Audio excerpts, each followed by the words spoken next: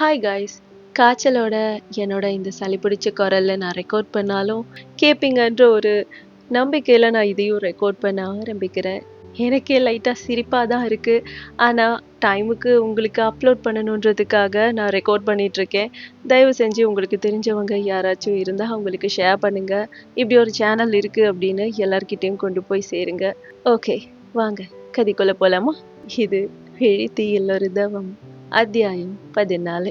அந்த கடற்கரை மணலில் குதிரை நின்றதும் லியோ இறங்கிக் கொள்ள யாழ்மொழியும் இறங்கிக் கொண்டாள். ஹோய், இருந்தாலும் உனக்கு செம்ம தைரியம்டி. இந்த இடத்துல யாருமே இல்ல. நான் நினைச்சா உன்னை என்ன வேணாலும் பண்ணலாம் தெரியுமா? அப்படியே நான் பண்றதை யாராச்சும் பார்த்தாலும் என்னை எதிர்த்து நிக்கிற அளவுக்கு இங்க எவனுக்கும் தைரியம் இல்ல. அப்படி இருந்தும் நீ என்ன தனியா கூட்டிட்டு இங்க வந்திருக்க. உனக்கு என்ன பார்த்தா பயமா இல்ல என்று அவன் கழுகு பார்வையோடு கேட்க, அவளோ புன்னகையோடு பார்த்தாள்.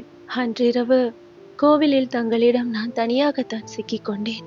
மேலும் அந்த காமுகர்கள் என்னை கடத்திய போதும் நான் தனியாகத்தான் இருந்தேன். தாங்கள் நினைத்திருந்தால் அவர்களுக்கு துணை போய் தாங்களும் என்னை அனுபவித்திருக்கலாம். ஆனால் தாங்கள் என்னை காத்தால் என்ன நடக்கும் என்று விலை வறிந்தும் என்னை காத்தீர்கள். அன்றே உணர்ந்து கொண்டேன் நிதர்சனம் என்னவென்று. தங்களிடம் எனக்கு பயமில்லை. சொல்ல போனால் பாதுகாப்பாக உணர்கிறேன் என்ற யாழ்மொழியின் வார்த்தைகளை கேட்டவனுக்கு ஆச்சரியமாக இருந்தது. பேண்ட் பாக்கெட்டுக்குள் கையை இட்டு அவளையே லியோ பார்த்து கொண்டிருக்க, யாழ்மொழியும் இமை மூடாமல் அவனை தான் பார்த்து கொண்டிருந்தாள். அத்தனை ரம்யமான பொழுது அது.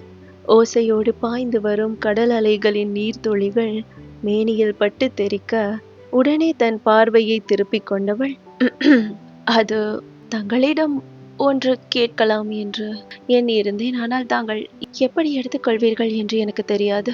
அது என்னவென்றால், தங்களின் மனம் கவர்ந்தவர் யாரேனும் இருக்கிறார்களா? அதாவது காதல் ஏதேனும் என்று ஒரு பக்கம் ஆர்வம், இன்னொரு பக்கம் தயக்கமும் துளிர்விட தனக்குள் பல நாட்களாக அழுத்தி கொண்டிருந்த ஒன்றை கேட்டுவிட்டாள் யாழ்மொழி. விழிகளை சுருக்கி அவளை பார்த்தவன், காதலா? நெவர். அதெல்லாம் என் வாழ்க்கையை விட்டு போய் ரொம்ப நாள் ஆச்சு என்று சொல்ல, புரியவில்லை. தாங்கள் சொல்வதை பார்த்தால் யாரோ ஒரு பெண்ணை காதலித்திருக்கிறீர்கள் என்று மட்டும் புரிகிறது. யார் அவள்? ஆமாம், ஏன் இந்த பிரிவு? மனதில் காரணமே இல்லாமல் எழுந்த பொறாமையை மறைத்து கொண்டு கேட்டாள் யாழ்மொழி. Shut up, that's none of your business என்று லியோ ஒற்றை விரலை நீட்டி அழுத்தமாக சொல்ல, அவனை புருவ முடிச்சுக்களோடு பார்த்திருந்தவளுக்கு அவன் சொன்னதன் அர்த்தம் சுத்தமாக புரியவில்லை. அவளின் பார்வையிலேயே அதை புரிந்து கொண்டவன், ஓ காட், எல்லாத்தையும் உனக்கு எப்படி புரிய வைக்கிறதுன்னு எனக்கு தெரியல என்று கடுப்பாக சொல்லிவிட்டு, இது என்னோட தனிப்பட்ட வாழ்க்கை, இதுக்குள்ள நீ வர வேணாம். யார்கிட்டையும் நான் இதை பத்தி சொல்லவும் மாட்டேன் என்று முறைத்தவாறு சொல்ல, அலட்சியமாக தோளை குலுக்கினாள் யாழ்மொழி. சரி சரி, தங்களுக்கு எப்போது என்னிடம் சொல்ல வேண்டும் என்று தோன்றுகிறதோ அப்பொழுது சொல்லுங்கள். நான் தங்களிடம் கேட்டு கேட்டு தொந்தரவு செய்ய மாட்டேன். ஆனால் இதை மட்டும் சொல்லுங்கள், இப்போது யார் மீதும் தங்களுக்கு பிரியம் இல்லை, அப்படித்தானே என்று மனதிற்குள் எழுந்த ஆர்வத்தோடு கேட்க, சலிப்பாக விழிகளை உருட்டினான் அவன். இதுவரை தங்களை தவிர வேற எந்த ஆண்மகனின் ஸ்பரிசத்தையும் நான் உணர்ந்தது கிடையாது. என்னதான் அரண்மனைக்குள் வளர்க்கப்பட்டாலும் தங்க கூண்டுக்குள் இருக்கும் ஒரு கிளி போலத்தான் கிடந்தேன். இதுவரை அது எனக்கு சுமையாக தோன்றியதில்லை. ஆனால் நான் உலகில் பலவற்றை பார்க்காமலேயே வளர்ந்து விட்டேன் என்று இப்போது கவலையாக இருக்கிறது. நான் யாரையும் காதலித்ததில்லை. காதல் என்றால் எப்படி இருக்கும் என்று கூட எனக்கு தெரியாது. இனிமேல் என் வாழ்வில் காதல் என்று ஒன்று வருமா என்று கூட எனக்கு தெரியாது. பார்க்கலாம், என்னுடைய ராஜகுமாரன் எங்கிருந்து எப்படி வரப்போகிறான் என்று. அவரை காண நான் ஆவலாக இருக்கிறேன். என்னை பார்க்க எப்போது வருவாரோ? என் மன்னவனே, நான் சொல்வது உன் காதில் கேட்கிறதா இல்லையா? என் மகாராஜா, நான் சொல்வது உங்கள் காதில் கேட்கிறதா இல்லையா? எப்போது என்னை தேடி வரப்போகிறீர்கள் என்று ஓரக்கண்ணால் அவனையே பார்த்தவாறு அடக்கப்பட்ட புன்னகையோடு அவள் கேட்க, அவனோ அவளின் வார்த்தைகளை காதிலும் வாங்கவில்லை. ஓகே, நேரமாச்சு, என் கார் இருக்கிற இடத்துல என்னை கொண்டு போய் இறக்கிவிட என்று அவன் சொல்ல, அவ்வளவுதானா என்று உதட்டை பிதுக்கிக் கொண்டு அவனை பார்த்தவளுக்கு வேறு வழியும் தெரியவில்லை. அவன் குதிரையில் ஏறியதும் அவளும் ஏறிக்கொள்ள இருவரும் மீண்டும் அவனுடைய கார் நின்ற இடத்தை நோக்கி சென்றனர். இவர்கள் காருக்கு அருகே வர வர அங்கு காரில் சாய்ந்தவாறு நின்று கொண்டிருந்த ஜேம்ஸோ தன்னை நோக்கி குதிரையில் வரும் உயர் அதிகாரியை அதிர்ந்து பார்க்க அவனோ முகத்தில் எந்த உணர்ச்சிகளையும் காட்டவில்லை. லியோ குதிரையில் இருந்து இறங்கி, ஜேம்ஸ், நீ எப்போ வந்த? ஆஸ் யூஷுவல் இந்த ஒண்ணுக்கு உதவாத கார் நின்னு போயிடுச்சு, சீக்கிரமா என்னன்னு பாரு என்று சாதாரணமாக சொல்லிக்கொண்டு காரில் சென்று அமர்ந்து கொள்ள நாவால் இதழை ஈரமாக்கியவாறு திருவென விழித்தவாறு குதிரையில் அமர்ந்திருந்த யாழ்மொழிக்கு அவனின் செயலில் சப்பென்று இருந்தது. அதிகாரி, இன்றைய நாள் வீணாகிவிட்டது. ஆனால் சத்தியமாக சொல்கிறேன், நாளை நன்றாக இருக்கும். இவ்வாறெல்லாம் மீண்டும் நடக்காமல் நான் பார்த்துக் கொள்கிறேன். நாளையும் இதே இடத்தில் சந்திக்கலாம், சரியா? தங்களுக்காக நல்ல நல்ல அழகான இடங்களை எல்லாம் நான் கேட்டறிந்து வருகிறேன். சுற்றி பார்க்கலாம் இருவரும் சேர்ந்து. மறவாமல் வாருங்கள் என்று யாழ்மொழி கத்தி சொல்ல ஜேம்ஸோ இருவரையும் மாறி மாறி அதிர்ச்சியாக பார்த்து கொண்டிருந்தான். விழிகளை மட்டும் உயர்த்தி முன்னே இருந்த பெரிய கண்ணாடி வழியே தன்னவளை பார்த்துவிட்டு மீண்டும் காருக்குள் வைத்திருந்த காகிதங்களை எதுவுமே தெரியாதது போல பார்வையிட ஆரம்பித்தான் லியோ. அன்றிரவு யாழ்மொழி லியோவை பற்றி யோசித்தவாறு ஆடைகளை மடித்து வைக்க அவளை முறைத்து பார்த்தவாறு அவளோடு இணைந்து வேலை செய்து கொண்டிருந்தாள் ராதா. ராதா, பாவம், அவர் ஆசை ஆசையா என்னிடம் ஊர் சுற்றி காண்பிக்க சொன்னார் தெரியுமா? ஆனால் அரண்மனைக்குள்ளேயே கிறுக்கி போல அமர்ந்திருந்த எனக்கு ஊர் எப்படி தெரியும்? நானும் பெரிய வீராப்பில் அழைத்து செல்கிறேன் வாருங்கள் என்று அவரை கூட்டிக் கொண்டு சென்றேன். அவமானமாய் போய்விட்டது. அந்த சந்தையை தவிர எனக்கு ஒரு இடம் கூட தெரியவில்லை பாரே. உனக்கு ஏதாவது தெரியுமா?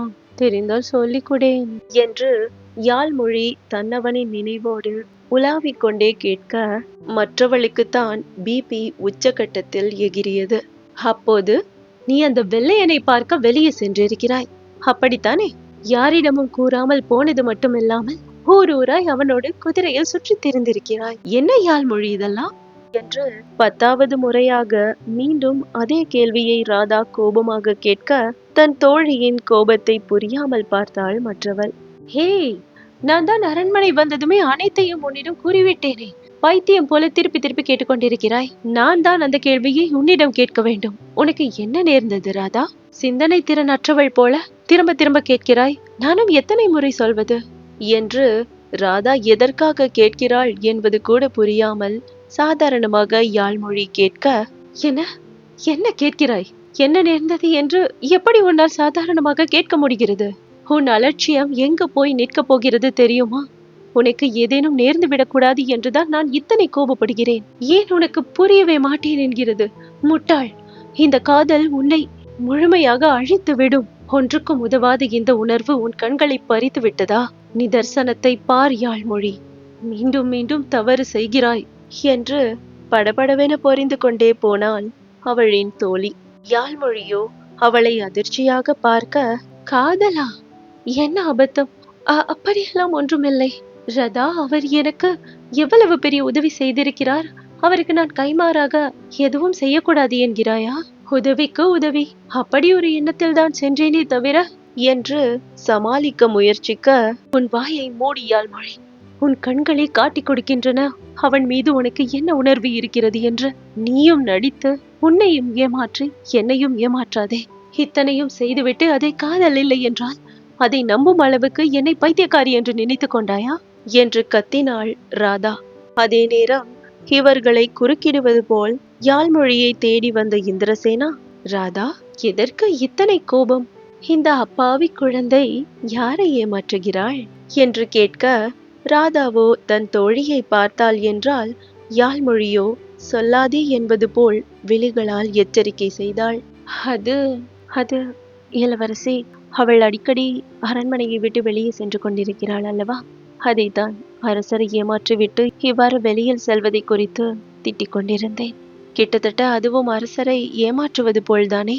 அதனால்தான், வேறொன்றுமில்லை என்று ராதா உண்மையை மறைத்து சமாளிக்க, பெருமூச்சு விட்டு கொண்ட யாழ்மொழியோ வராத புன்னகையை வரவழைத்தவாறு இந்திராவை பார்த்தாள். அடடா, இதற்காகத்தான் என் குழந்தையை திட்டிக் கொண்டிருக்கிறாயா நீ? என்ன ராதா நீ? அவளை அழைத்து கொண்டு செல்வதே நான் தான். நீ திட்ட வேண்டும் என்றால் என்னை தான் திட்ட வேண்டும். அவளை திட்டி எந்த பிரயோஜனமும் இல்லை. அவள் ஒன்றும் அறியாதவள். உனக்கு கோபம் ஏதேனும் இருந்தால் அதை நீ என்னிடம் தீர்த்து கொள்ளலாம் என்று இந்திரா குறும்பாக சொல்ல, ஐயோ, என்ன சொல்கிறீர்கள் இளவரசி? இப்படியெல்லாம் விளையாட்டுக்கு கூட பேசாதீர்கள். தங்களிடம் நான் கோபம் கொள்வதா? ஐயோ, அவ்வளவுதான். நான் விடுங்கள். நான் இனி கோபப்படவே மாட்டேன். யாரேனும் இருக்கும்போது இவ்வாறு எல்லாம் நகைச்சுவை செய்யாதீர்கள். அரசரின் காதுகளுக்கு நிஜமாகவே நான் தங்களை திட்டுகிறேன் என்று புகார் போனால் அவ்வளவுதான், என்னை கொன்று விடுவார் என்று பயத்தோடு சொல்ல, யாழ்மொழிக்கு இந்திராவிடம் தான் செய்யும் காரியங்களை மறைக்கவே ஒரு மாதிரியாக இருந்தது. அவளுடைய முகம் இந்த எண்ணத்தால் இறுகி போயிருக்க, இந்திராவோ அதையெல்லாம் கண்டு கொள்ளவில்லை. அவள் பாட்டிற்கு பணிப்பெண்கள் உறங்கும் படுக்கையில் அமர்ந்து கொள்ள மற்ற இரு பெண்களும் பதறியே விட்டனர். அச்சச்சோ இளவரசி, என்ன செய்து கொண்டிருக்கிறீர்கள்? தாங்கள் இங்கு வந்ததே தவறு. அதுவே எங்களுக்கு அதிர்ச்சியாக இருந்தது என்றால் தாங்கள் இப்போது செய்வது பேரதிர்ச்சியாக இருக்கிறது எனக்கு. அரசருக்கு மட்டும் இது தெரிந்தால் தங்களோடு சேர்ந்து எங்களையும் கோபித்துக் கொள்வார். சொன்னால் கேளுங்கள். வேண்டாம் இளவரசி, தயவு செய்து எங்களை சங்கடப்படுத்த வேண்டாம். எழுந்து கொள்ளுங்கள், தங்களின் ராஜ அறைக்கு செல்லுங்கள் என்று யாழ்மொழி பதற்றமாக சொல்ல, இந்திராவோ சலிப்பாக விழிகளை உருட்டினாள். அடடா, என்ன இது? தாங்கள் என் அறைக்கு வரலாம், இருக்கலாம், என்ன வேண்டுமானாலும் செய்யலாம். ஆனால் நான் உங்கள் அறைக்கு வரக்கூடாதா? என்ன இது குருட்டு நியாயமாக இருக்கிறது? சரி, பரவாயில்லை, விடுங்கள். நான் ஒரு விஷயம் சொல்வதற்காகத்தான் இங்கு வந்தேன். அதுவும் முக்கியமாக யாழ், உன்னிடம்தான். நீ இப்பொழுது திட்டு வாங்கி கொண்டிருந்தாய் அல்லவா? அதே விஷயம்தான். நாளை காலையிலேயே தயாராக இரு, சரியா? நான் தயாராகி வந்ததும் இருவரும் சந்திக்க செல்லலாம். நான் இப்பொழுதிலிருந்தே காத்து கொண்டிருக்க போகிறேன். ராதா, உனக்கு வேண்டுமானால் நீயும் வந்து கொள். ஆனால் நேரம் காலம் பாராமல் என் செல்லத்தை நீ திட்டிக் கொண்டிருந்தால் அப்புறம் உன்னை வேலையை விட்டு தூக்கி விடுவேன் என்று கட்டிலில் அமர்ந்து காலை ஆட்டி ஆட்டி இந்திரசேனா பேசிக் கொண்டிருக்க, ராதா மூக்கில் விரல் வைத்து இருவரையும் பார்த்து கொண்டிருந்தாள். ராதாவுக்குள் ஒரு பிரளயமே வெடித்து கொண்டிருந்தாலும் இளவரசியின் முன்னால் எதுவும் சொல்ல முடியாத நிலையில் அவள் அமைதியாக நின்று கொண்டிருக்க, யாழ்மொழி இந்திராவை பார்த்து சரி என்று தலையசைத்ததும் தான் முழு மன நிம்மதியோடு அங்கிருந்து வெளியே சென்றாள் இந்திரசேனா. இளவரசி சென்றதும் அவள் தோழியின் புறம் திரும்பி, ராதா, அது நான் இளவரசியோடு என்று ஏதோ சொல்ல வர, அவள் பேசுவதை கை நீட்டி தடுத்த மற்றவள், இங்கே பார், நீ வெளியே செல்வதில் எனக்கு எந்த ஆட்சேபனையும் இல்லை. நீ சந்தைக்கு செல், சாமான் வாங்க செல், சரித்திரம் படைக்க செல், என்ன வேண்டுமானாலும் செய்து கொள். ஆனால் அந்த வெள்ளையனின் முன்னால் சென்று மட்டும் நிற்காதே. இன்று இல்லை இல்லை என்கிறாய், ஆனால் இன்றேனும் ஒரு நாள் நீ என்னிடம் வந்து அந்த வெள்ளையனை நான் காதலிக்கிறேன், என் மனம் அப்படியே காதலில் மிதக்கிறது, என்னால் எதுவும் செய்ய முடியாது என்று வசனம் பேசிக் கொண்டிருந்தாய் என்று வை. நானே சென்று அரசரிடம் சொல்லிவிடுவேன். உனக்கு நான் சொல்வது புரிகிறதா? இந்த விடயத்தின் பாரதூரம் உனக்கு புரியும் என்று நினைக்கிறேன் யாழ்மொழி. பார்த்து நடந்து கொள் என்று அடக்கப்பட்ட கோபத்தோடு மிரட்டிவிட்டு சென்றாள் ராதா. இதே சிந்தனையோடு யாழ்மொழியின் நாள் முடிந்து அடுத்த நாளும் விடிந்தது. இருந்த வேலைகள் அனைத்தையும் முடித்துவிட்டு இந்திராவோடு சந்தைக்கு செல்ல தயாரானால் யாழ்மொழி. அடியே யாழ்மொழி, அந்த பக்கம் செல்லாதே. இன்று நாம் அந்த வழியில் செல்ல போவதில்லை. அங்கு என்னுடைய தந்தை செல்ல போவதாக எனக்கு தகவல் வந்தது. அங்கு போனால் மாட்டிக்கொள்வோம், சரியா? இப்போது நாம் அரண்மனை வாயில் வழியாகவே வெளியே செல்லலாம். ஆனால் யார் அழைத்தாலும் திரும்பி பார்க்காதே, பார்த்தால் மாட்டிக்கொள்வோம் என்று மெல்லமாய் சொல்லிக்கொண்டே இந்திரா யாழ்மொழியை அழைத்து கொண்டு செல்ல போக, திடீரென அவர்களின் எதிரே வந்து நின்றனர் சில காவலர்கள். இளவரசி, தங்களை அழைத்து கொண்டு வருமாறு அரசர் கட்டளையிட்டிருக்கிறார். தங்களை சந்திப்பதற்காக இளவரசர் நந்தன் வந்திருப்பதாக தங்களிடம் தகவல் சொல்ல சொன்னார். வருகிறீர்களா என்று காவலர்களில் ஒருவன் சொல்ல, முதலில் அதிர்ச்சி, பின் யோசனைக்கு தாவி மௌனமாய் நின்றிருந்தாள் இந்திரசேனா. யாழ்மொழியோ இந்திராவையே பார்த்தபடி நின்றிருக்க, யாழ், நீ மட்டும் சென்று வீராவை சந்தித்து இங்கு நடப்பவற்றை அவனிடம் சொல். இன்று இதற்கு ஒரு முடிவு காணாமல் நான் விடப்போவதில்லை. இன்றே இளவரசர் நந்தனிடம் நான் சொல்ல போகிறேன் என்று விட்டு இந்திரசேனா காவலர்களோடு தந்தையை காண செல்ல யாழ்மொழிக்கு ஐயோ என்றிருந்தது. அரண்மனையிலிருந்து வெளியேறி சந்தையை நோக்கி சென்றவள் அங்கிருந்த பழக்கடைக்கு சென்று பழங்களை வாங்குவது போல வீராவை தேட அவனோ அந்த இடத்திலேயே இருப்பதாக தெரியவில்லை. அடச்ச, எப்போதும் இங்குதானே சுற்றி கொண்டிருப்பார், இன்று பார்த்து எங்கு சென்றார் இவர்? அண்ணா என்று சுற்றி முற்றி தேடியவாறு யாழ்மொழி அந்த சந்தைக்குள் அலைய அப்போது சரியாக அவளுடைய காதில் விழுந்தது வீராவின் குரல். இனிமேலாம் நம்ம நாட்டோட வளத்து மேல நமக்கே உரிமை இல்லாம போயிடும் போல. அந்த வெள்ளக்காரனுங்க அதிகமா நம்ம கிட்ட இருந்து எல்லாத்தையும் சுரண்டிட்டு இருக்கானுங்க. இதை விடக்கூடாது. இந்த தடவை அவனுங்களோட இடத்துக்குள்ளேயே நுழைஞ்சு அவனுங்களை ஏதாச்சும் பண்ணணும். இதை எப்படியாச்சும் தடுத்து நிறுத்தணும் என்று அவன் கத்தி கொண்டிருக்க, ஆனா வீரா, ஏற்கனவே நம்ம ஆளுங்கள்ல நிறைய பேர் இறந்துட்டாங்க. இந்த நிலைமையில ஆள்பலம் இல்லாம உள்ள போறது சரியா இருக்கும்னு எனக்கு தோணல. நம்ம எல்லாருக்கும் குடும்பம் இருக்குடா, கொஞ்சம் யோசிச்சு பாரு. நாம எல்லாரையும் இழுத்துக்கிட்டு போக முடியாது என்று தயக்கமாக சொன்னான் பாலா. அவனின் பேச்சை கேட்டு வீராவோ சில கணங்கள் அவனை வெறித்து பார்த்தான். யார் என் கூட வரீங்களோ இல்லையோ, நான் போகதான் போறேன். அந்த ஆங்கிலேய அதிகாரி, அவன் பேரு ஏதோ லியோ, அவன் வந்ததுக்கு அப்புறம்தான் இங்க எல்லாமே தலைகீழா மாறி போச்சு. எல்லாமே சிரமமாயிடுச்சு. அவன் வராம இருந்திருந்தா அவனுங்களோட கோட்டைய நான் தலைகீழா திருப்பி போட்டிருப்பேன். நாம அமைதியா இருக்க இருக்க அவனுங்க தலகால் புரியாம ஆடிட்டு இருக்கானுங்க. நம்ம மொத்த நாட்டையும் அவனுங்க சூறையாடினதுக்கு அப்புறம் கோபம் வந்து எந்த பிரயோஜனமும் கிடையாது. இந்த போராட்டத்துல என் உயிரே போனாலும் பரவாயில்ல, அவனை கொல்லுவேன். அப்போதான் நம்மள அவனுங்க குறைச்சு மதிப்பிட மாட்டானுங்க. அந்த ஆங்கிலேய கோட்டைக்குள்ள ஒரு பெரிய தலை உருளணும், உருள வைப்பேன் என்று ஆத்திரத்தில் வீரா வெடிக்க யாழ்மொழிக்கு சர்வமும் அடங்கி போனது. அண்ணா வேண்டாம் என்று அவள் கத்திய கத்தில் வீராவும் அவனோடு இருந்தவர்களும் ஒரு சேர குடிசையின் வாசலை திரும்பி பார்க்க அங்கு யாழ்மொழி நின்று கொண்டிருந்தாள். சந்தேகமாக புருவங்களை நெறித்தவாறு வீரா வேகமாக சென்றவன் வாசலில் நின்றிருந்தவளை ஒரு கணம் அதிர்ந்து பார்த்துவிட்டு பின் உடனே முகபாவனையை மாற்றி புன்னகைக்க அவளோ அவனை மிரட்சியாக பார்த்து கொண்டிருந்தாள். அட, என் இளவரசியோட தூதுப்புறா வந்திருக்கா? என்னம்மா தங்கச்சி, உங்க மகாராணி இளவரசி ஏதாச்சும் தகவல் சொல்லி அனுப்புனாங்களா? இல்லைன்னா இங்கே எங்கேயாவது ஒழிஞ்சிருந்து என் கூட கண்ணாமூச்சி ஆடிட்டு இருக்காளா? இந்திரா, இந்திரா, இந்திரா, வெளியே வா என்று அவன் ஆர்வமாக அழைக்க, இளவரசி அரண்மனையில் தான் இருக்கிறார். மேலும் அவர்களை சந்திப்பதற்காக இளவரசர் நந்தன் வந்திருக்கிறார் என்றாள் யாழ்மொழி உணர்ச்சியற்ற குரலில். அதை கேட்டதும் வீராவின் முகம் இறுக, அந்த கிறுக்கு கம்நாட்டிக்கு வேற வேலையே இல்லையா? எப்போ பாரு என் ஆள் பின்னாடி சுத்திட்டு இருக்கான். ஒரு நாள் என் கையில மாட்டினான் அவனை என்று முணுமுணுப்பாக சொல்ல யாழ்மொழியோ எதுவுமே பேசவில்லை. அண்ணா, நீங்களும் புரட்சியாளர்களில் ஒருவர்தான் என்று எனக்கு இன்றுதான் தெரியும். ஆனால் அண்ணா என்று யாழ் தயக்கமாக இழுக்க அவனோ புரியாமல் பார்த்தான். ஆனா என்ன என்றவன் கேட்டதும், நாம் நாம் யாரையும் காயப்படுத்த கூடாதல்லவா?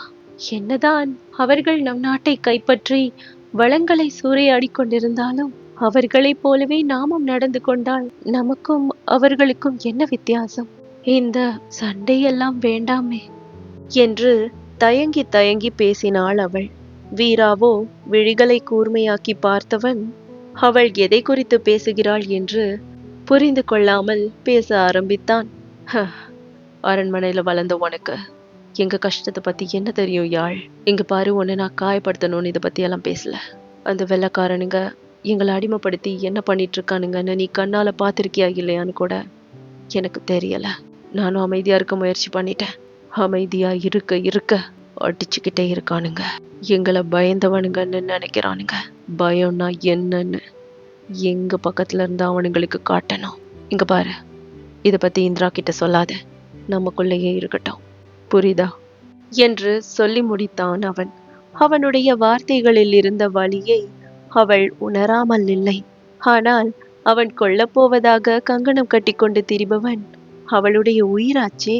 இருப்பினும் எதுவும் பேசாமல் அந்த இடத்தை விட்டு அவள் நகர்ந்து செல்ல ஒரு ஆழ்ந்த பெருமூச்சை விட்டு திரும்பி பார்த்தவனின் விழிகள் ஆச்சரியத்தில் விரிந்தன.